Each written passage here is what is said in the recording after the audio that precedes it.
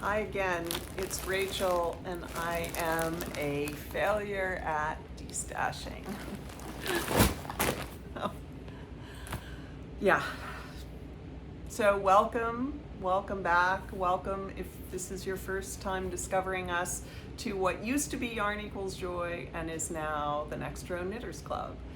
And I will just briefly recap. The reason it's called the Next Row Knitters Club is because as knitters, we are focused on finishing and then starting again. We're focused on moving ahead, moving forward. Of course, we tink back when we have to, but our goal is to just keep moving forward. And that's really the goal in life too. And I am on the verge of a big cross-country move. I'm in Texas. I'm relocating to upstate New York in a couple months. And it just felt really fitting that I'm thinking about what comes next and moving forward in next rows and all of that. Okay, so I am in Texas at the moment, and it is summer here already, probably New England summer, not our summer, thankfully.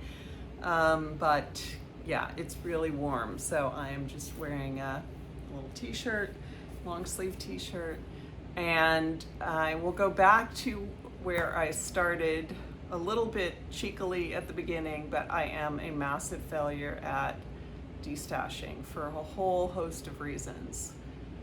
I pick the yarn, I want to use the yarn, and I know that I can give away clothes, I can give away appliances, I can give away all sorts of things, but other craft supplies that I've decided I'm giving away a huge embroidery machine that I've decided I just don't need to have all of that in my life anymore and all the pieces and parts that come with it. But the yarn, that's tough. And the bags that I showed at the beginning are filled with the yarn that I thought I absolutely can part with this. And then as I started finishing things, I started thinking, what else am I going to put on my needles? And of course I had packed up most of the yarn, which was an epic feat, in giant, I don't know what you call those bags where you can take all the air out of decompression, I guess, bags. Amazon makes really nice ones, by the way, the Amazon brand, so I've been using those. And but of course this yarn is not all neatly put away, so it was very accessible. So I've already moved out several skeins and started working on them, one of which you will see today. So anyway, this is a traditional podcast format. I have three finished objects and 4 whips. That's not all the whips I have, although this move has really motivated me to get rid of some of my oldest whips, things that I just couldn't get off the needles. I just didn't want to frog, but I also didn't want to work on. And I got rid of a lot of those. I finished up a sweater I'm probably gonna be too embarrassed to ever show. It was one of the first, probably the first colorwork piece I ever did. Maybe it was the first colorwork sweater, maybe it was the first colorwork piece. It was Caitlin Hunter's Sunset Highway, and I apparently did not understand the concept of keeping your floats loose, so it is a textural yoke. It literally looks like sort of sculptural because the parts of the colorwork sort of stand distinct. They don't lay flat. I was hoping when I finished the whole thing, I mean, I literally had like this much on a sleeve. When I finished the whole thing, I would block it, and then miraculously it would flatten, even though I knew it wouldn't, because it was just not structured that way. I mean, it was literally like there was a column of stitches that were separate, if that makes any sense. But anyway, I blocked it. It fits okay. It's a loose fit, which I wanted. There's some tightness around the shoulders, which I'm not sure why that is, because everything else is super loose. But when I do move to a colder climate, I figure it will be like you know, beloved sweatshirt that I can put on. I don't know that it will make its way out of the house, although from a distance it looks pretty good, but when you get up close it's like, is that supposed to be like that? I'm not sure anyone who isn't a knitter would know, but knitters would know for sure. Especially anyone who knit the pattern. Be like, what did she do? Okay, so let's start with some FOs. The first FO is this leftover city cowl. It has one of my little tags on it. I don't know if you can see that. It says Rachel's Wool and Love, but it's pretty subtle. This was made out of some of the, what do you call it? The scraps from the big marl that I showed last time. The big marl was made holding Cascade Eco Wool with strands of various beloved bright fingering weight yarn, and I had a lot of leftovers and I was gonna just put it in the giveaway, and then I thought I just need to work with them one more time. See what I mean? Do you catch a theme here? So I whipped this up. My sister is not a knitter. She probably won't watch this, but she loves like orange and bright colors like this. So I think this will be a gift for her next winter. I am, as I said in the first Reboot podcast, a really big gift knitter. That is what sort of fuels me and gives me joy, particularly because no one else in my family knits. And so it is fun to be the knitter, and I'm all by nature a gift giver. So it's just a great combo. So anyway, this came out really, really well. The pattern is Leftover City Cowl. Here, I can show you a picture by Katie Herlihy. And, you know, you could use it with an advent, you could use it with any scraps. I think mine isn't quite as distinct because of the variegated yarn. So if you wanted it to look sort of crisper and that mattered to you, you probably would want to use more solids or tonals maybe. But it's really a nice weight. It's very lightweight, and it looks cute on. I'm not going to put it on now because of all the pulling and all of that, but it fits very close, and that's sort of how I like cowls to fit me, which brings me to my next finished object, which does not fit close, so I will put it on and you can sort of see what I mean. It's the Herlihy Hexie cowl. This is the pattern by Catherine Clark of Brooklyn General, the most amazing store in New York City, which I love, love, love. And, excuse me, and you saw it last time. It's out of Farmer's Daughter Fibers Juicy DK in Napi, and then Molly Girl Yarn Deep Deep Stash in Rockstar DK Electric Love. And there's another one of my, I can't get that very well, little labels. I think there you can see the flip side has my initials. And this will probably be for my eldest son, who just loves this style of cowl. I don't know, I'll show you on me. So this was an interesting experience because as I was knitting it, it was so hefty and firm, which I really liked. I just loved the feel of it. And then as soon as I blocked it, and it's not alpaca, but it felt like what happens to alpaca, just went whoosh, and it got very, very drapey. And I was worried that it was just gonna be, oh, that's good. I was worried that it was just gonna be sort of, you know, useless because it doesn't fit close. And I think he will like it. I think it will be fine for him. But you will see in the whips that I have another one on the needles, and I'm going down a needle size. I think it calls for a 6 and I'm using a 5 for this second one. And I also think the pattern is really easy to adjust. It's kind of an 8-stitch repeat, and I think I will even take out some of those for the next one, so it's a little bit of a tighter fitting, but we'll see. But as you can see, it is, as I said last time, very similar to that Stephen West pattern. So if you have that and know the stitch, you probably don't need to buy the Cowl pattern. She designed this very specifically with the goal of blending or combining a kind of toothy farm yarn with mYak's Baby Yak, and then I think also La Bien-Aimée Veloute held double.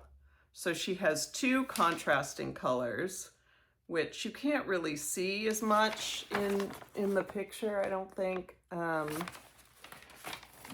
I can't show you the chart, but you can see it in the chart. I just went with a contrasting color that sort of was variegated, so it kept shifting, and you know, the interest sort of changes to keep you interested and for the wearer too.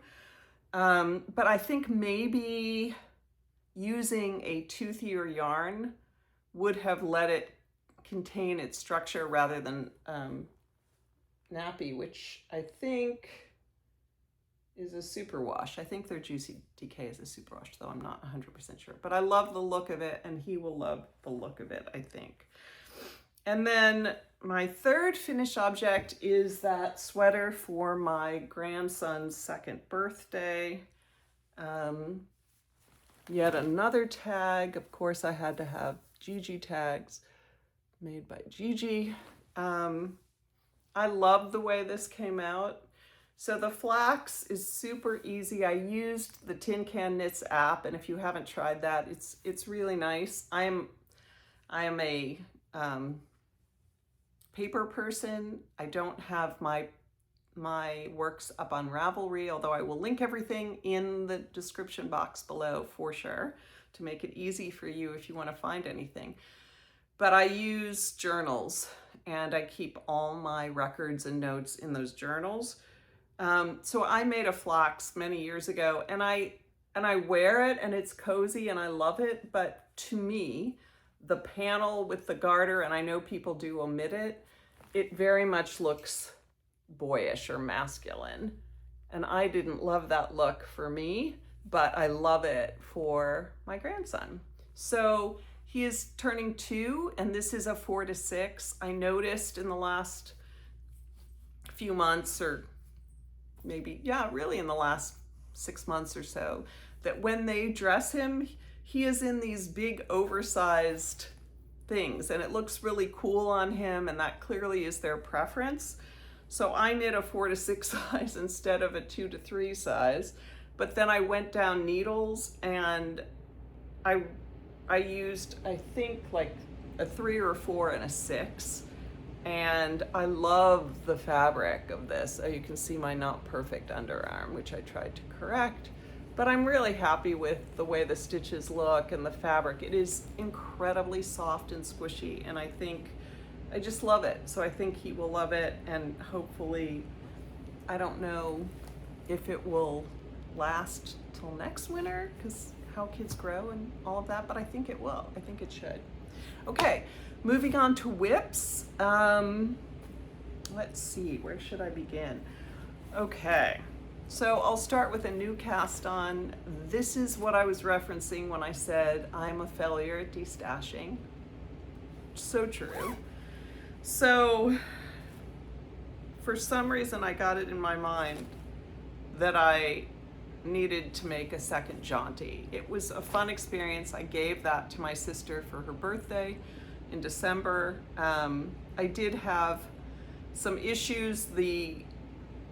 At one point, pretty far along the needles, or maybe halfway, past halfway mark, the needles slipped. I wasn't using stitch stoppers, I guess, and I couldn't get it back. And it was a mess. And I knew she would not mind. She loved the color, she wanted the squishiness, but it was bad. So I have these adorable little flamingo stitch markers on here. Oh my gosh, they're too cute. I guess I am feeling like summer is ready. They're from Fox and Pine Stitches. I think I got that on Etsy. I will link that below. Try to remember. If I don't, just comment. So anyway, this is a yarn that I was 100% sure I could relinquish. It was a giant ball of Blue Moon fibers. It didn't look like this when it was skeined up. It looked really muddy. So you just saw like a lot of mush and then some pink and then some mush and then some gold. I can't explain it. And then as soon as I wound it up, and it's a giant cake. I couldn't even fit it all. I had on my winder, I had to make like a second little mini cake.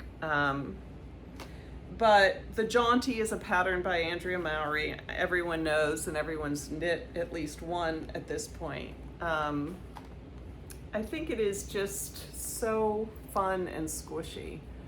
And I have a stitch marker just to make sure I quickly remember which side is the right side and which side is the wrong side, but they are pretty identical in terms of this half fisherman rib. So this is a really big skein of yarn. As I said, it is, let's see what it is. Sorry, it's my notebook. Okay, Blue Moon Fiber Arts Cake, DK, 100% Merino. If anybody knows if it's Superwash, please let me know. I don't think it is. It's super soft, but it doesn't say Superwash. It's 795 yards, 9 ounces, 255 grams, and the color is Muddy Autumn Rainbow. So I think, and I just checked and they are still in business. I wasn't sure because I haven't heard anybody mention them, but they have beautiful yarn. So I'm gonna do the thing where you knit 45% and then you stop and decrease and knit with the other 55%, I guess. So a little short of half, I'm gonna try to stop. I've never really been someone who loved the whole idea of like measuring your yarn, but with this particular project, I wanna make it as big as possible. I love really big cozy shawls. So that is what I'm gonna do. This is a Daisy Girl bag. She is from Mayer, Minnesota. I don't remember where I got it, probably Etsy, but I love these see-through bags so you can see your project. Okay. The second thing I'm gonna show you is my second hella hot Hexie cowl. And I will admit, this is also stoppers from, I think it's from that same company, but I'm not sure. These colors I was not as thrilled with when I first started, and then they totally grew on me. So this is Madeline Tosh DK Twist in the Radness, and that's the whitish color with all those gorgeous flecks of neon. And then the pinky color is Tosh DK-Coquette Deux, and that's pretty classic Tosh color. So at first I didn't love it because before enough of the like neon pop showed up, it was reading white, and I really didn't love this, just the stark white. But now that, I don't know if you can see now that a lot of the neon is there, it does look really cool. And I actually love the way the inside looks on this. I think that could be a fun cowl too. I'll experiment with that. It's really squishy. It's fun. Again, as I said, I went down a needle size. This is a bag from Joan Mag Bags, which are the bags that I have been making. I haven't recently, but I love this size and shape, and hopefully when I get settled, I will start making bags again. So that is the second hella hot Hexie cowl from Catherine Clark at Brooklyn General, and you can tell it's just a super easy, memorizable, fun pattern, and I love those, and it makes really stunning cowls, and they will be well-loved gifts. Okay, my third whip is also a new whip. I don't know, I had really no business casting this on. I don't know. I saw a picture somewhere, or someone was knitting this. I can't even remember who. It's the Woodland Whispers shawl by Gabby Fontana for mYak. And there was just something so geometric. I love the way it looks like, you know, you see the stripes, but there are also those yarn overs. So it just has a really interesting sort of classic look and very classic colors. You have seen already that I am a lover of brights and neons and pinks. Look at my earrings. So I don't always have the neutral to just wear. And one of my loves about knitting is the practicality of it. That's why I love giving people cowls and hats, because they're going to use them to stay warm, and socks that you wear. I love all of that. But I also love the idea of having a really big shawl for traveling that just sort of goes in your suitcase or goes in your carry-on, and then when you get on that plane and it's crazy, you're covered, literally. So this pattern I've not gotten very far on. I am not using mYak yarns because I don't really have, I may have 1 or 2 skeins, but I don't have a lot. But I do have a lot of Purl Soho linen quill. And this is fresh nutmeg and honey pink.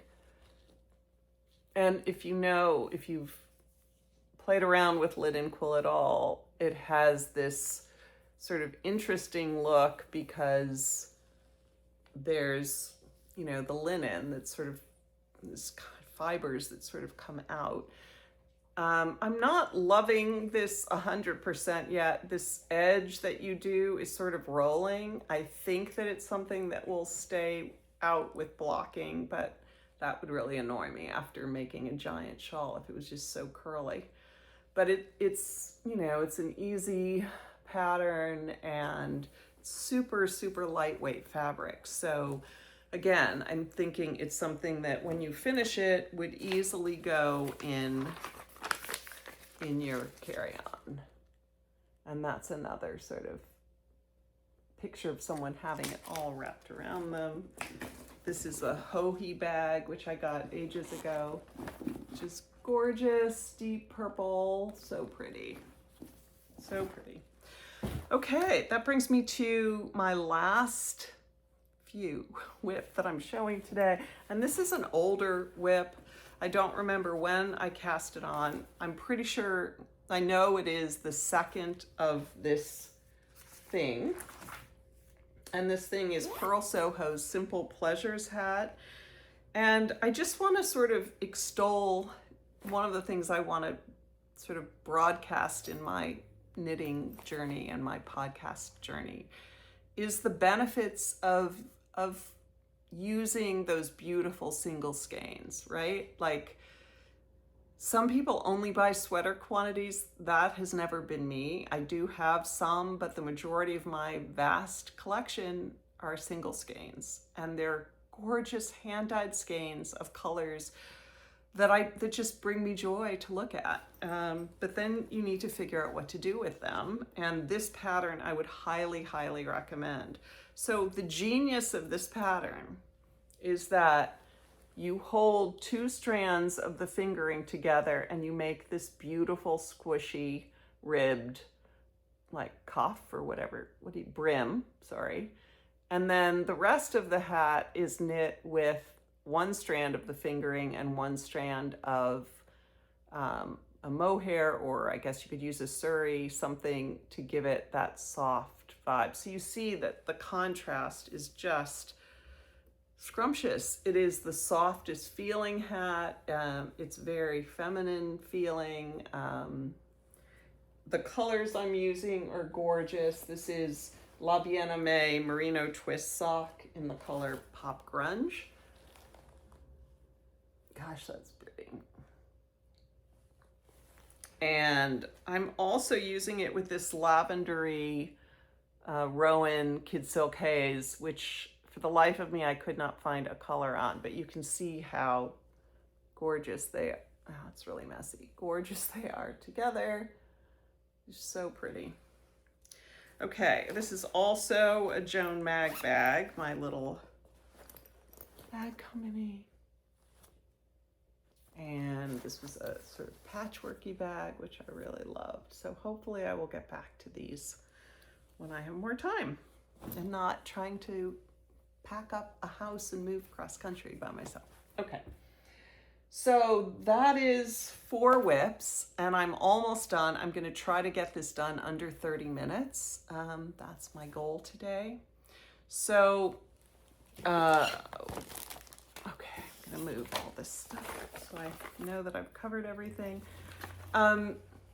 So I showed last time the box and I went through all the yarn, and this is going to be this gorgeous massive giveaway for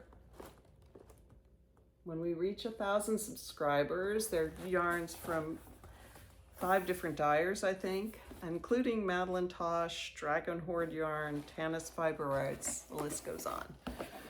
But I also would like to show another box of 5, and this is for purchase. This is my attempt to actually do some destashing. This is a gorgeous sort of semi-fade, not quite, but almost, with pinks, yellow, orange. Would get someone very ready for a fun spring project.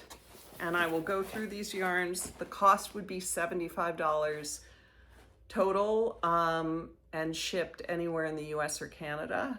So shipping included in that $75. And I will have a link in the description box to my email. If this is something that is interesting to you, just email me and we'll get it figured out. Okay, so this is Tanis Fiber Arts Pure Wash Fingering in the color Bisou. And next we have Cannon Hand Dyed in the color, I think it's the Secret Garden, but I'm not sure. It's Charles Merino Fingering, 400 yards, 80 Merino, 20 nylon. So this would be fun for a sock. What a pretty sock. And again, if no one buys these, no problem. I will be making stuff with them, obviously.